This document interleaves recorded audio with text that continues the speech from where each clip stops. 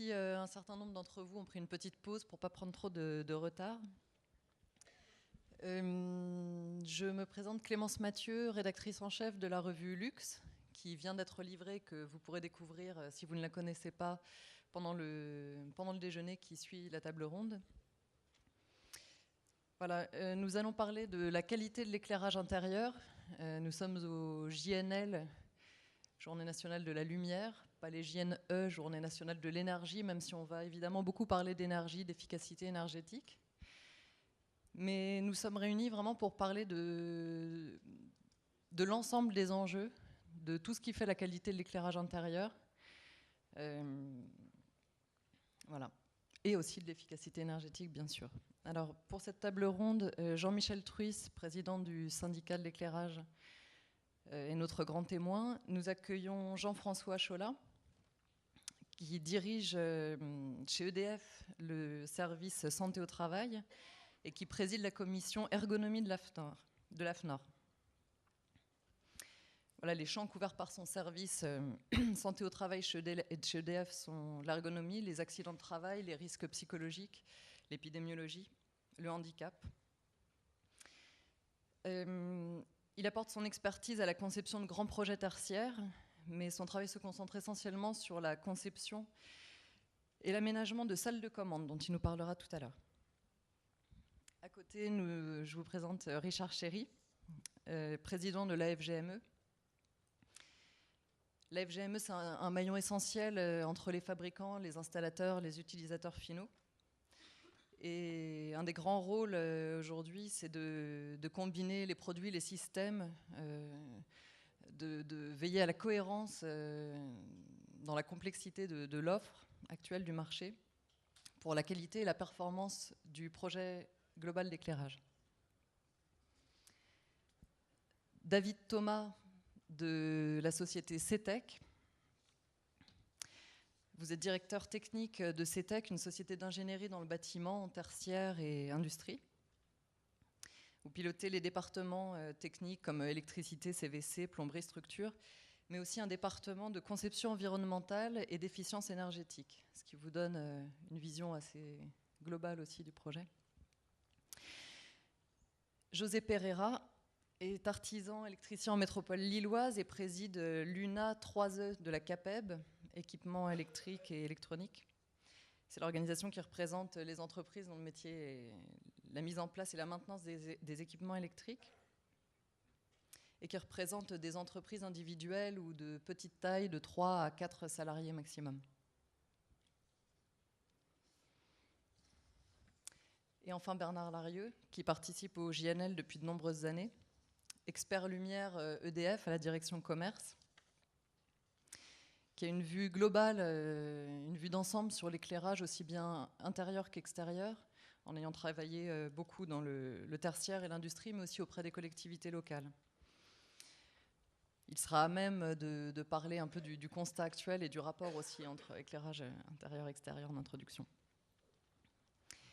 Son travail consiste à établir des diagnostics d'éco-efficacité, donc il contribue à réduire la facture énergétique des grands comptes d'EDF comme Michelin ou Danone, mais il travaille aussi avec beaucoup de PME et PMI.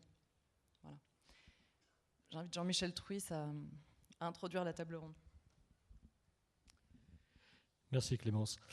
Bon, une des grandes caractéristiques, une des grandes qualités de l'AFE et qu'on retrouve évidemment matérialisée dans les journées de la lumière, c'est sa capacité à réunir tous les acteurs de la filière éclairage, que ce soit les acteurs amont, les acteurs aval. Et c'est une des raisons, parce que vous êtes tous là aujourd'hui et qu'on peut parler à l'ensemble de la filière, qu'on a décidé de proposer et de mettre à l'ordre du jour de cette table ronde la question de l'éclairage intérieur.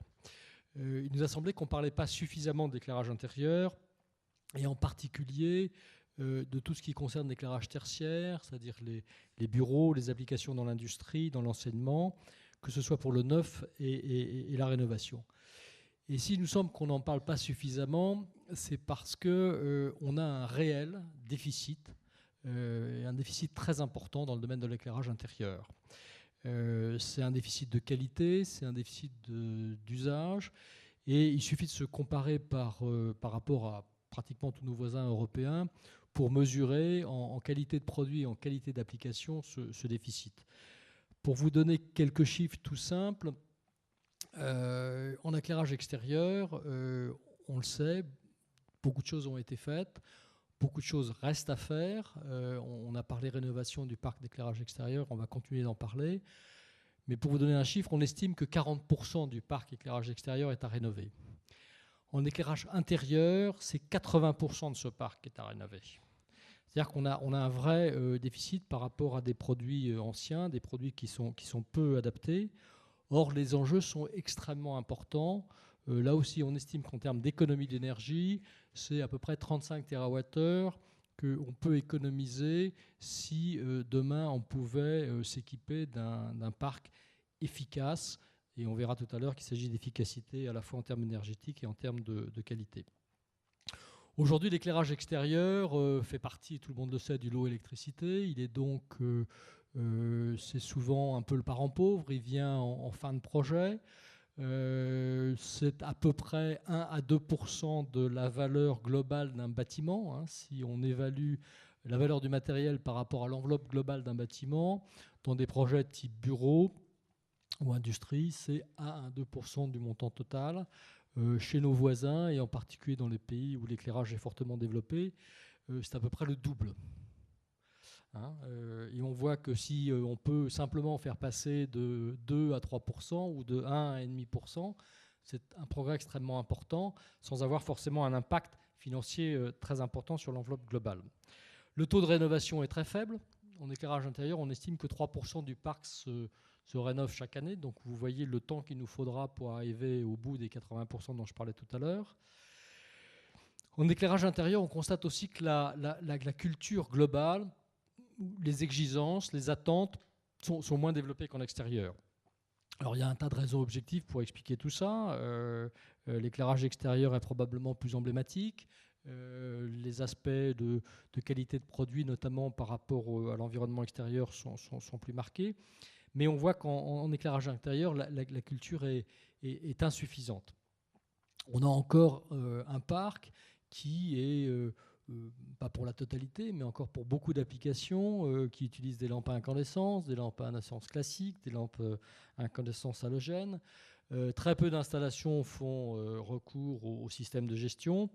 Alors que je le rappelle, hein, dans la RT 2012, l'éclairage intérieur, l'éclairage des bureaux est identifié comme le premier poste de consommation énergétique. Alors certes, l'écart n'est pas extrêmement important par rapport aux autres postes, mais on estime que dans un bureau, 26% de la consommation, c'est l'éclairage et c'est le poste le plus important. Or, cette prise de conscience, ou cette difficulté que l'on constate, je dirais qu'on la rencontre même au niveau des pouvoirs publics. Je pense que beaucoup d'entre vous ont entendu parler, dans la presse notamment, du projet de décret qui consisterait à ce que demain, d'1h à 6h du matin, on éteigne tous les bâtiments non résidentiels. Alors bien sûr, on est d'accord, ça ne sert à rien d'éclairer la nuit des bureaux.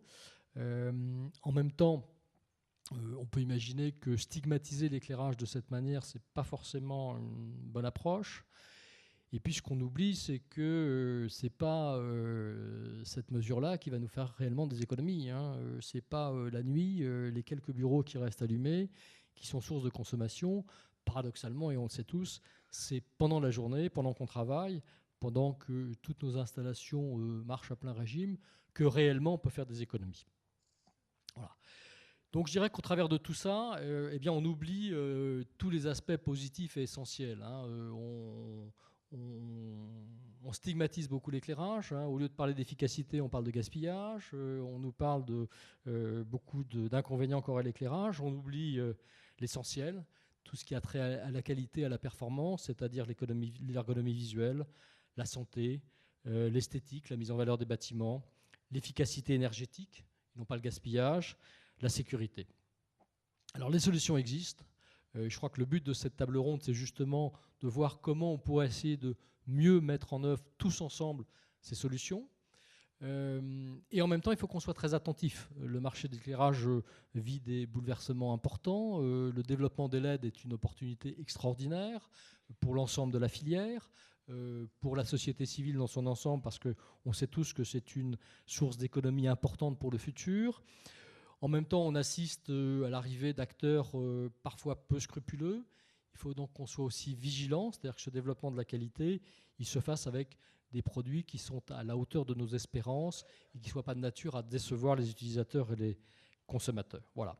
Et puis enfin, comme je disais tout à l'heure, l'éclairage intérieur est quelque part un peu noyé dans l'ensemble du bâtiment. Il arrive en fin de prestation, avec parfois des contraintes budgétaires qui n'ont pas pu être gérées comme initialement on le souhaitait. Et on a le problème de la déprescription, c'est-à-dire qu'il y a parfois des volontés fortes de prestations de qualité qui, malheureusement, dans la réalité, ne sont pas toujours installées à la mesure de ce que chacun souhaiterait et des espérances et des attentes. Donc voilà les quelques mots que moi je voulais dire pour essayer de planter un petit peu le décor. Je suis sûr que certains auront d'autres points sur cet aspect-là et surtout apporteront leur contribution sur la manière dont on peut faire évoluer positivement tout ça. Merci. Oui, Bernard Larieux, justement, a envie d'ajouter quelques mots au constat qu'a fait Jean-Michel Truy.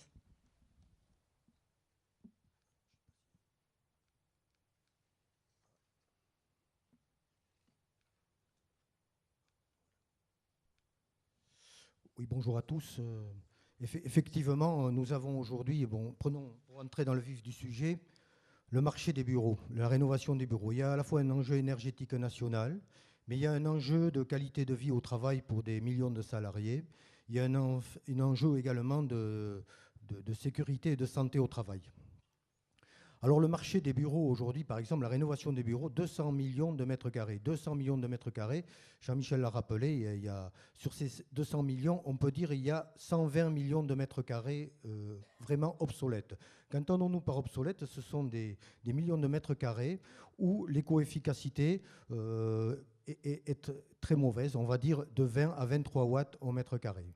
20 à 23 watts au mètre carré, et souvent 250 lux, là où nous devrions avoir 400 lux, et des phénomènes de brillance. Vous pouvez voir, d'ailleurs, j'ai sélectionné cette photo exprès parce qu'elle me semble assez représentative. Le deuxième luminaire à gauche, voilà, le salarié passe d'un UGR de 28 à un UGR de 16 en scotchant du papier sur son luminaire, vous voyez, avec tous les risques d'incendie que ça peut provoquer.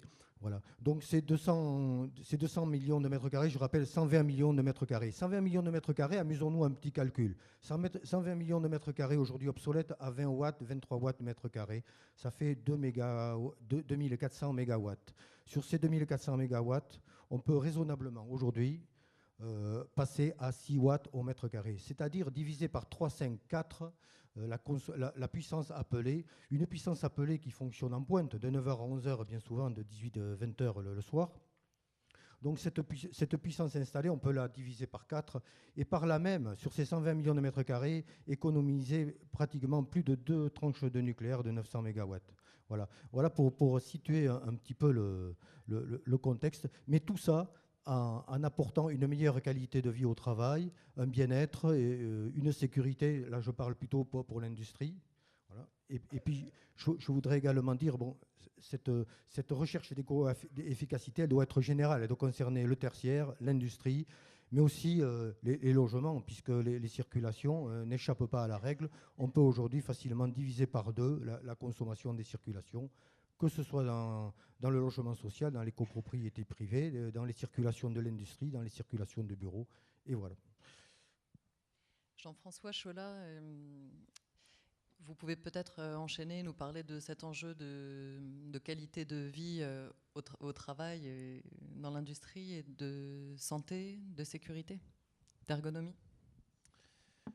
Oui, et juste avant de répondre, je voudrais juste préciser, et annoncer que au sein de l'AFNOR, nous avons travaillé ces 3 dernières années à l'élaboration d'une norme française importante qui veut résumer un peu les grands principes ergonomiques applicables à l'éclairage des lieux de travail. Alors, pour cette norme, je tiens beaucoup à remercier Bernard Duval là, qui est présent, parce que nous avons essayé de ne pas travailler en transverse dans le but de confort, de bien-être là, que je vais évoquer, parce que je pense aujourd'hui, devant toute la complexité des enjeux, il faut arrêter de travailler en silo, il faut travailler en unissant nos savoirs. Et on a réuni cette norme qui est publiée qui sera publiée vraisemblablement en décembre, en fin d'année du moins, dans la commission d'ergonomie, dans le domaine de l'ergonomie.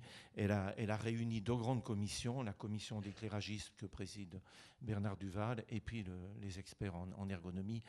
Et nous avons tenu vraiment, dans tous ces enjeux technologiques qui étaient rappelés depuis ce matin, à unir le savoir-faire des experts des 2 domaines, dans un but vraiment de confort, parce que l'ergonomie, comme le rappelait le président Michel Franconi ce matin avec le grand slogan de l'AFNOR, éclairer juste, elle est complètement en phase avec ce slogan, à savoir elle veut concilier le confort, la santé, la sécurité avec la performance de l'activité de travail. Et c'est vraiment le grand enjeu de nos activités aujourd'hui dans la rénovation, comme M. Larieux l'évoquait, avec tout le travail qu'il y a à faire. Alors c'est juste dire un mot, cette norme sera présentée en plénière demain matin par Bernard Sansem qui a animé le groupe de travail.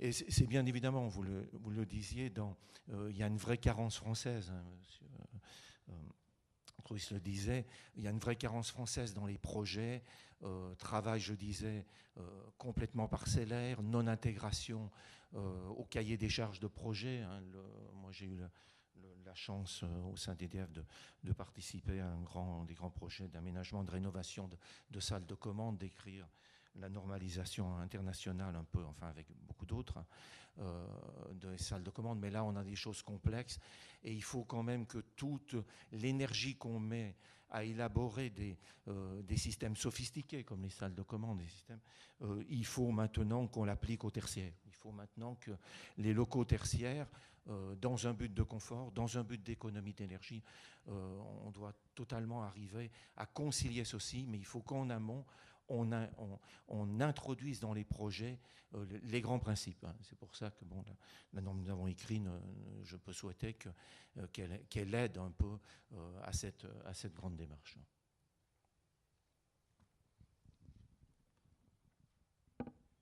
Pour ce qui est de l'enjeu d'efficacité énergétique, José Pereira, est-ce que vous pensez, à travers les observations que vous pouvez faire à l'UNA 3E, que les clients finaux soient suffisamment conscients des économies d'énergie que permet l'éclairage? Oui, je voudrais juste préciser, au niveau des entreprises artisanales, il y en a 40 000 en France. 40 000 entreprises artisanales, dont vous disiez tout à l'heure, la moyenne c'est 4 salariés, mais ça peut aller jusqu'à 20 salariés, puisqu'en France, on utilise le mot artisanal jusqu'à 20 salariés. On fait partie de la Confédération des artisans et des petites entreprises du bâtiment, qui regroupe 380 000 entreprises artisanales du bâtiment. Ces entreprises-là ont une particularité en France, c'est que la plupart ont un accès direct au marché, c'est-à-dire aux clients finaux. Donc l'artisan peut être préconisateur de travaux et peut effectivement amener son client vers le remplacement de ses luminaires. Mais il est évident qu'aujourd'hui, il est très, très difficile de convaincre ses clients, parce que d'une part, il y a le coût, les produits innovants qui bougent, chaque jour, il y en a de nouveaux. Il faut tenir compte aussi de la maintenance de ces produits. Est-ce qu'on pourra les réparer? Est-ce qu'on pourra les remplacer? Tout ça, c'est toujours un critère important. Et aussi, je pense aussi qu'on n'a pas suffisamment de connaissances sur le matériel. Sur le matériel, on ne le connaît pas assez. C'est pour l'électricien, ça devrait être basique, puisque d'ailleurs l'électricien est né grâce à la lumière artificielle. S'il y avait peu de lumière, on ne serait pas là. Mais aujourd'hui, on se trouve dépourvu face à tout ce qui vient sur le marché, notamment par rapport à la régulation, par rapport à la réglementation. Et il est évident que pour qu'on soit des bons préconisateurs de travaux, il va falloir revoir cela ensemble. Je crois que c'est un peu le but d'aujourd'hui.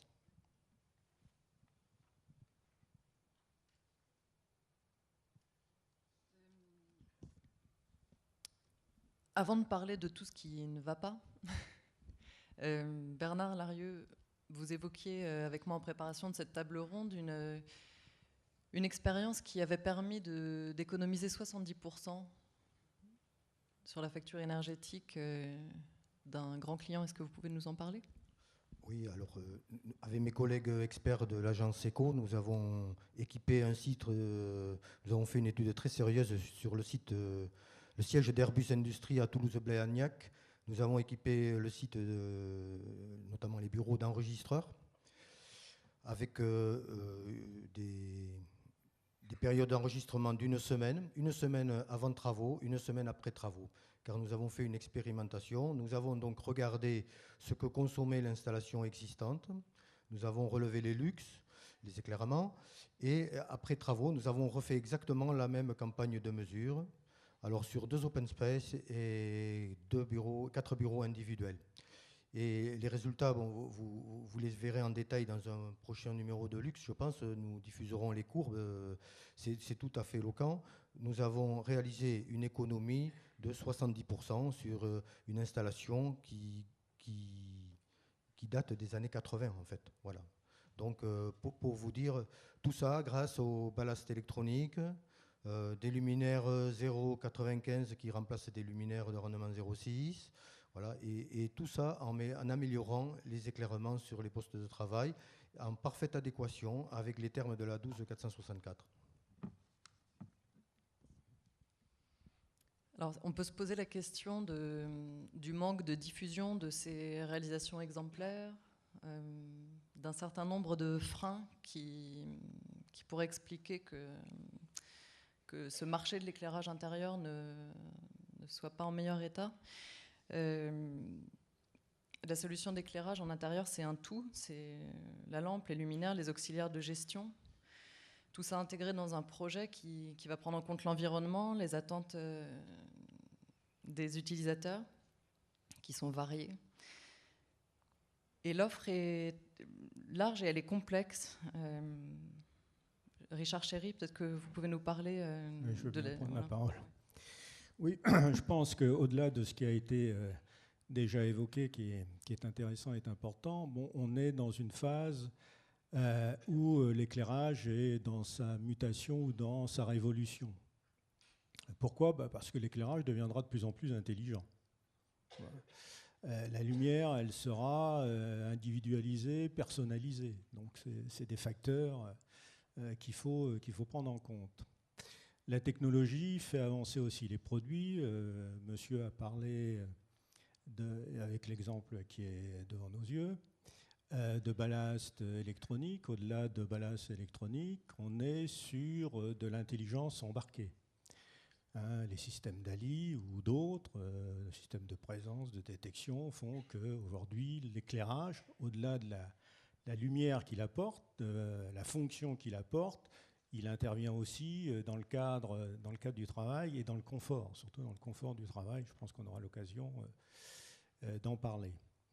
Une révolution technologique, la LED, même si j'ai entendu tout à l'heure dans la table ronde précédente de la part de nos amis belges une certaine réticence à utiliser de la LED. Je pense que dans l'éclairage intérieur, la LED est une source de développement au-delà d'enrichir le marché et de la valeur qu'elle représente dans les évolutions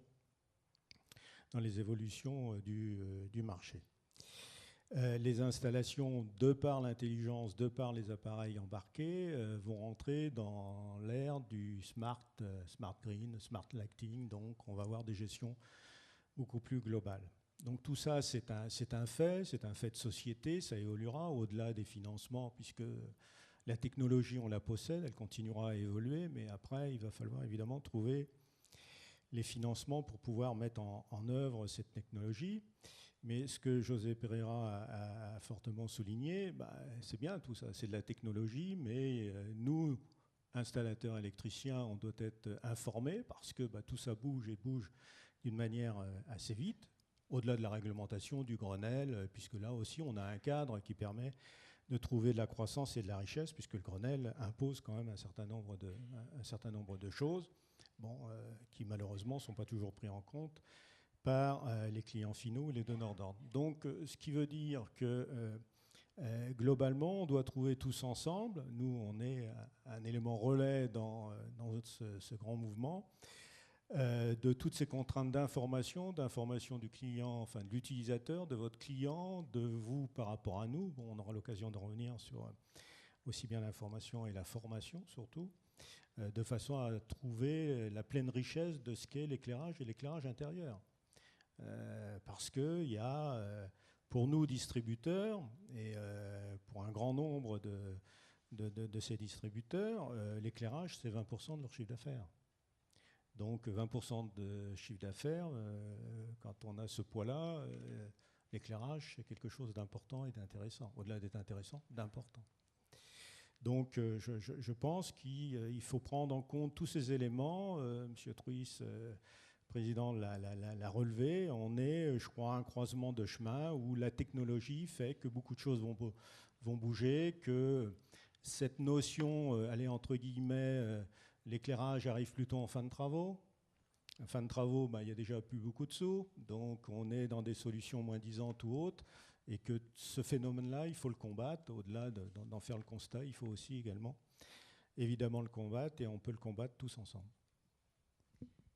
Est-ce que vous pensez que enfin, vous pouvez peut-être nous parler du manque de diagnostic en amont, qui serait une façon, plus de diagnostic permettrait peut-être de mieux préparer. Nous, à notre niveau, on intervient dans le diagnostic, soit auprès de nos clients installateurs, hein, quand ils nous sollicitent, mais de par nos équipements et nos installations. Hein. Tout à l'heure, Hervé Grimaud rappelait la présence de la distribution électrique comme partenaire au niveau de Recilim, 1800 points de vente. Dans les 1800 points de vente, vous avez dans la majeure partie des showrooms, donc de présentation, qui permet à un moment ou à un autre de montrer et aussi de diagnostiquer.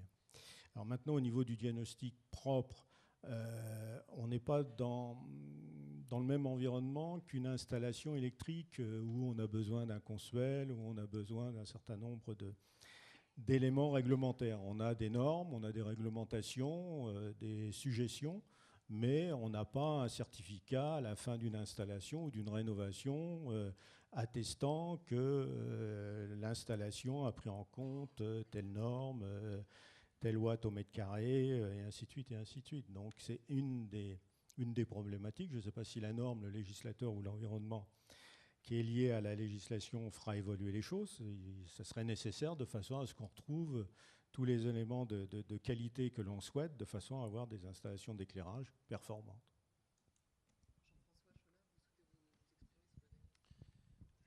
Oui, la norme, je pense, fait beaucoup évoluer les choses, même mondialement. Je pense que personnellement, mon implantation dans la normalisation, c'était la prise de conscience d'une économie normalisée, et que même à l'autre bout du monde, on arrive à respecter en cahier des charges. Pour ce qui est une partie des normes en ergonomie, c'est celle dont je peux parler, puisque je m'occupe de ce domaine. Ces normes ne sont pas prescriptives, mais elles ont quand même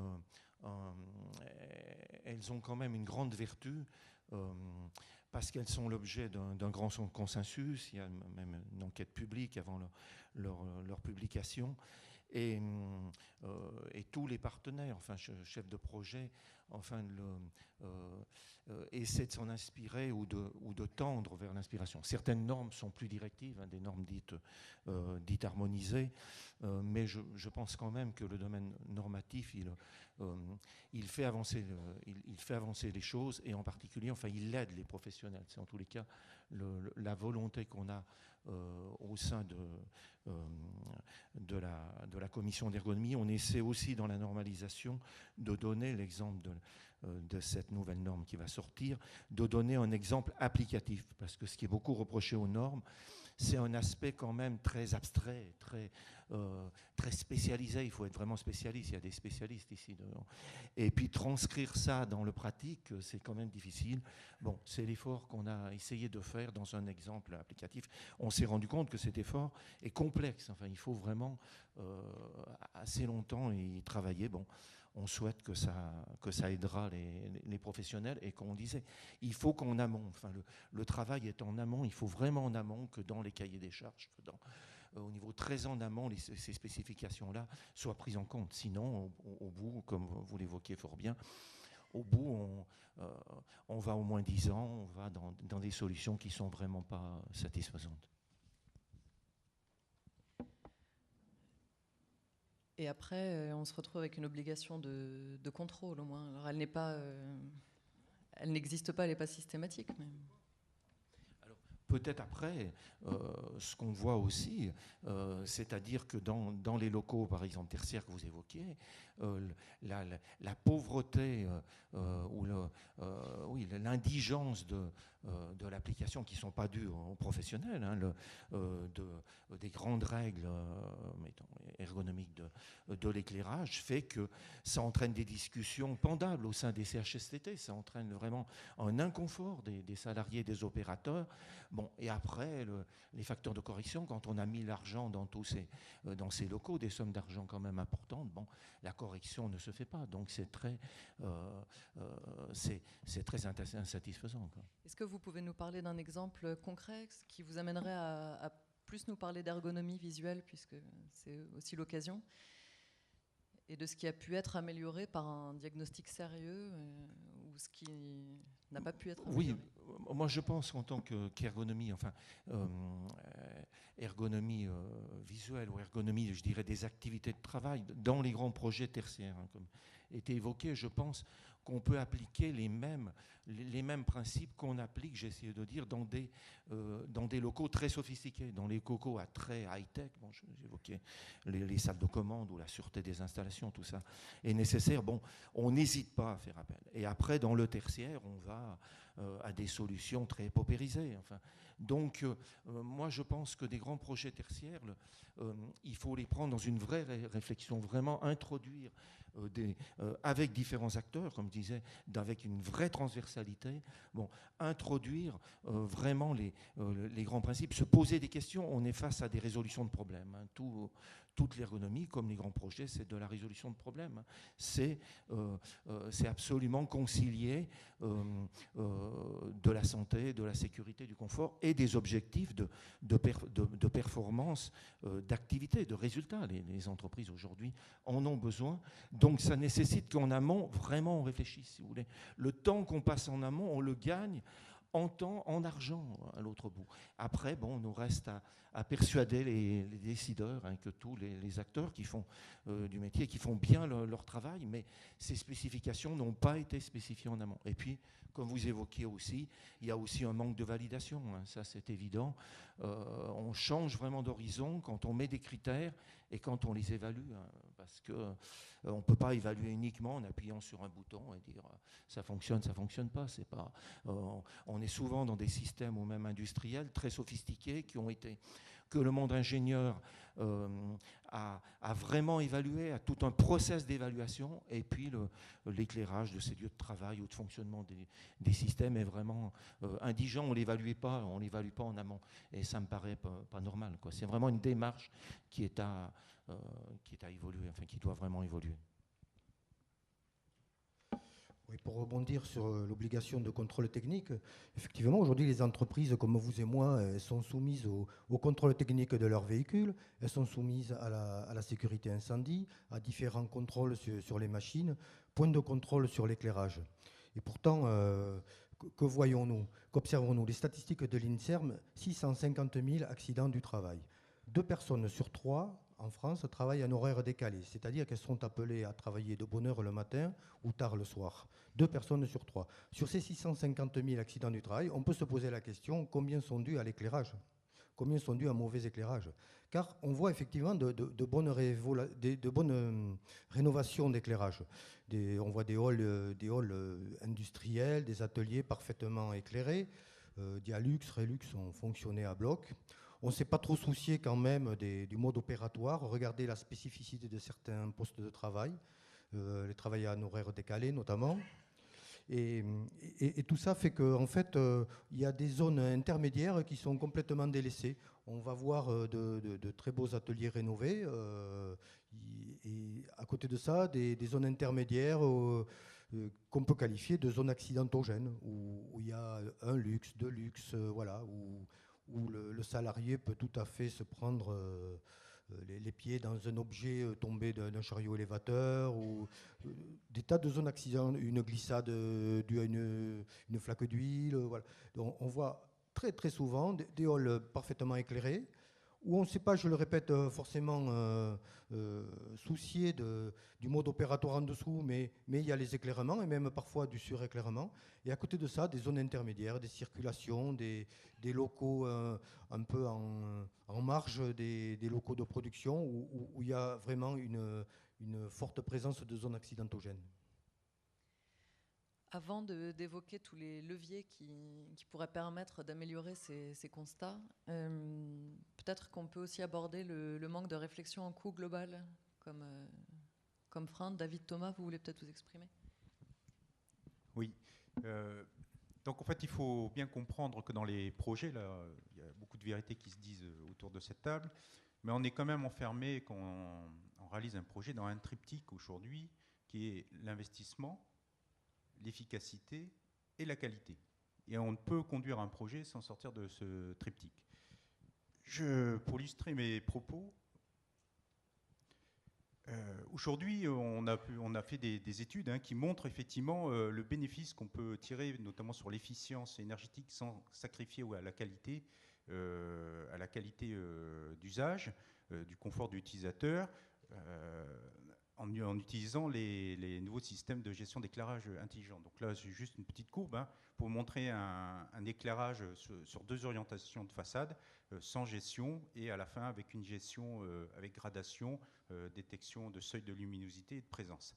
Donc on voit qu'on peut gagner sur un poste de travail à peu près 50% sans sacrifier au confort de l'utilisateur.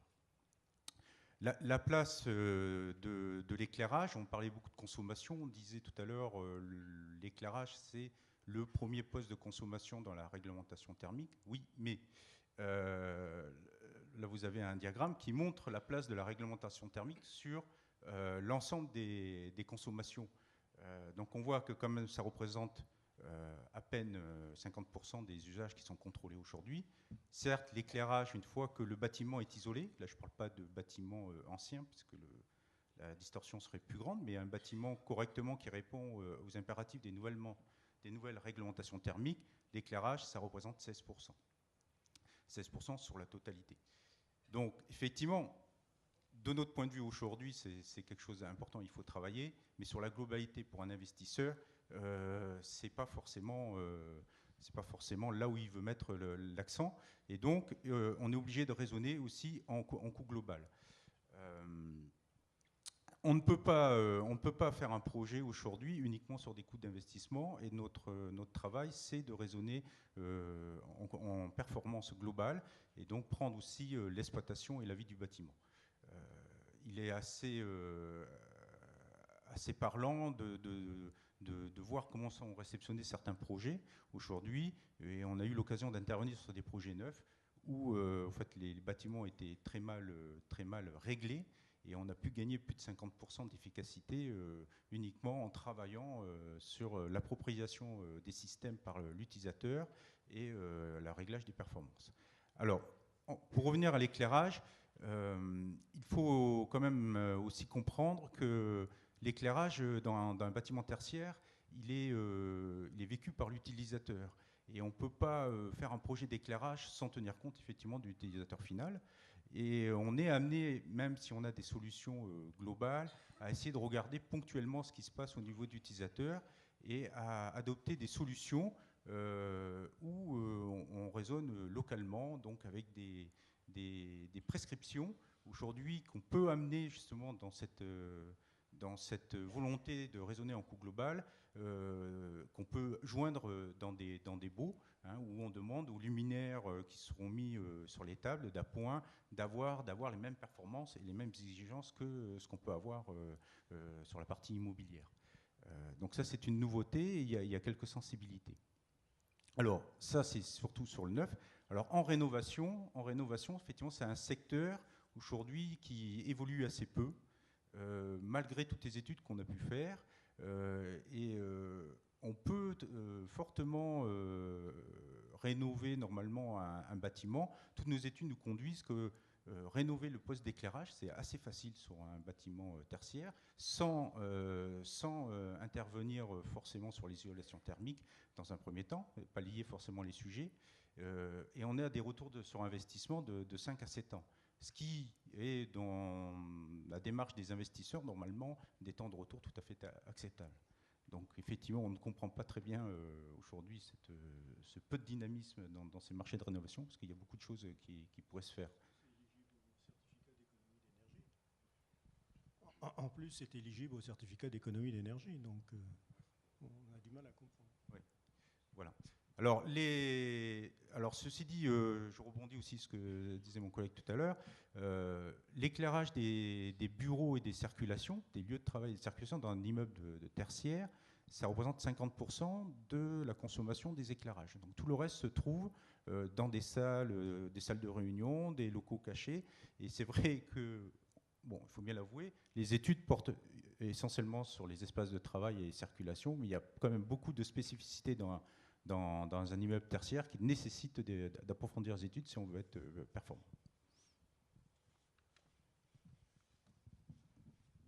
Merci. Tout à l'heure, vous êtes plusieurs à avoir abordé la formation des installateurs, la formation pour y voir plus clair dans l'offre. Je pense que c'est un levier essentiel, c'est l'information et la communication. Est-ce que vous pouvez nous en parler, José Pereira, et peut-être Richard Chéry aussi? Oui, la formation sur quoi? On s'aperçoit que l'éclairage, c'est quand même relativement complexe. On peut émettre des normes, des nombres de luxe, et dans la réalité, c'est pas aussi évident que cela, parce qu'il y a le rendu. Et le rendu, c'est dans tel type de logement, de bureau, ça ne sera pas forcément le même. Pourtant, on a le nombre de luxe. On voit dans l'accessibilité, c'est la même chose. Aujourd'hui, on impose un nombre de luxe dans les circulations. On vous demande 200 luxe par-ci, 200 luxe par-là. Très difficile de contrôler ces luxes dans une cage d'escalier à tel endroit. Donc, nous, électriciens, on est confrontés à tout ça, à toutes ces choses qui ne sont pas forcément très maîtrisées. Par contre, on demande à l'installateur de s'engager que dans la circulation, les 200 luxes sont respectés. Il signe que les 200 luxes sont respectés, le bureau de contrôle est satisfait, et puis le certificat d'accessibilité est donné. C'est complexe l'éclairage. Il est complexe parce qu'il y a énormément de sources, de matériel. Moi, je vais vous donner un exemple concret d'installateur basique. Pour commander des lampes chez un client. Ça m'a pris 3 semaines parce qu'il y avait un modèle de ça, un modèle de ci, et c'était pas le même culot, c'était pas la même couleur, et quand j'ai reçu mon matériel, c'était pas encore ça. Donc vous pouvez pas vous imaginer la complexité que ça peut être. Alors déjà, je demanderais, moi, ça c'est de la formation aussi, d'établir un catalogue avec tous les culots, avec les lampes respectives, de façon à ce que quand on intervient chez un client, on sache. Donc formation, oui, mais il faut la cadrer, il faut voir à quel endroit on peut le faire. Mais il est indispensable. Et sinon, il y a un repli et on ne fait rien. Moi, je vais vous donner aussi un exemple, puisqu'on parlait d'ergonomie. Et comme quoi, il y a la réalité, il y a la norme, et puis il y a le concret. Il y a quelques années, je suis dans une maison, dans une caisse de retraite pour améliorer l'éclairage suite au médecin du travail. Et puis, donc, on a fait le calcul, on a mis des bons luminaires, etc., anti-éblouissement, etc. Et puis, bon, très bien, budget assez important quand même. Je suis repassé dans la maison de retraite quelques mois après, et puis je m'aperçois qu'il y avait des lampadaires halogènes à chaque bureau. Je me dis, mais pourquoi vous avez éteint la lumière? Parce qu'on n'aime pas cette lumière. Donc on avait remis des lampadaires halogènes qu'on avait été chercher dans une grande surface parce que le personnel, cette lumière-là ne lui plaisait pas. Résultat des courses, on a investi et puis pour rien. Vous voyez, il y a la norme, mais il y a comment. Donc je crois que pour établir la formation, il y a effectivement une synergie à avoir entre le fabricant, le distributeur, et puis l'installateur. Entre le fabricant et l'installateur électricien, il n'y a pas de contact. Vous avez un catalogue comme ça, il n'y a aucun contact. Vous ne les voyez jamais dans un salon. Moi, artisan, je demande un salon pour pouvoir découvrir les nouveautés. Il n'y a jamais un fabricant d'éclairage. Jamais. Parce que l'éclairage, il faut que ça se voit aussi. L'éclairage, il faut le montrer. Il faut l'allumer. Quel est le rendu de la couleur ? Si j'étais allé dans cette maison de retraite avec des luminaires, avec des sources différentes, avec quelques essais, peut-être que j'aurais convaincu les intéressés, c'est-à-dire le personnel qui travaillait là, que ce matériel-là, c'était celui qui le convenait. Non, on n'a pas donc, formation, oui. Formation sur Dialux, sur des logiciels, c'est très bien. Mais le logiciel, c'est la théorie. Il faut des formations pratiques. Avec de la théorie, il faut une base théorique, bien entendu, mais il faut le mettre en pratique. Et ça, je crois que c'est à inventer, c'est à le mettre en place. Voilà.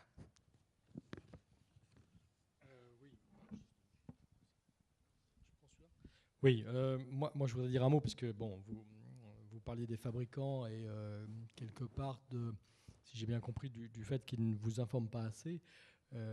Alors, c'est vrai qu'on est confronté, on le disait tout à l'heure, à une offre en termes de produits qui est extrêmement riche. Hein, on est dans un univers, le marché de l'éclairage, si on le compare à d'autres métiers comme celui du son ou de l'image, est en réalité un petit marché. Et si vous regardez le nombre d'acteurs, le nombre de produits qui s'y proposent, c'est des proportions qui sont incommensurables l'une par rapport à l'autre. Donc l'offre est extrêmement importante. Et en plus, on se situe dans une époque que l'éclairage n'a jamais connue. L'éclairage est un univers qui a, je dirais, régulièrement, non pas lentement, mais régulièrement évolué depuis plus de 100 ans et qui vit une rupture technologique à l'instar